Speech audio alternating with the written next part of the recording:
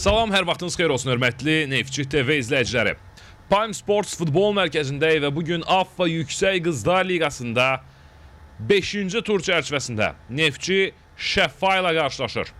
Heyətlərlə əvvəlcə tanış olaq, başlayaq. Neftçidən meydan sahiblərində qapını 98 nömrəli Günay İsmailova qoruyacaq. 13 komandanın kapitanı Sevinç Fəttazadə, 3 Alina Nəhmədova, 5 Aydan Həsənova, 8 Firəngiz Teymurova, 9 Mədinə Curuqova.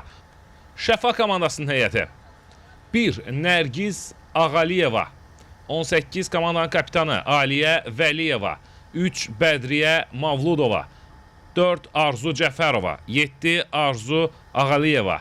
Maç başlayıb artıq, komandamıza Neftçiyə uğurlar arzuluyuruq. Firəngizlə oynadı, Firəngiz Teymurova, ondan ötürmə müdafiənin gerisinə Ayşən Salamzadə, qapçı ilə üzbəyüzdə Ayşən Salamzadə və gol! Oyunda hesab açılır, 12-ci dəqiqədə Ayşən Salamzadə fərqlənir.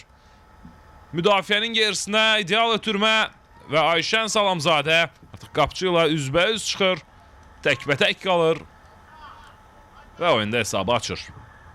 Qolun təkrarını izləyirik. Firəngiz Teymurova. Asist.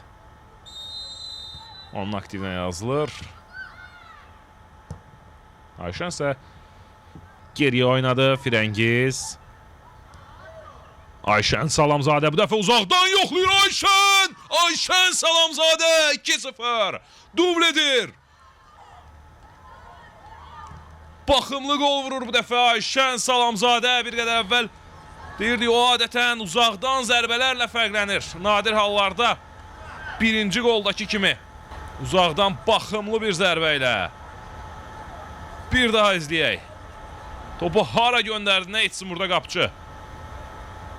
Firəngiz Teymurova. Geriyə ötürməkdir və birinci hissənin final fiti səslənir.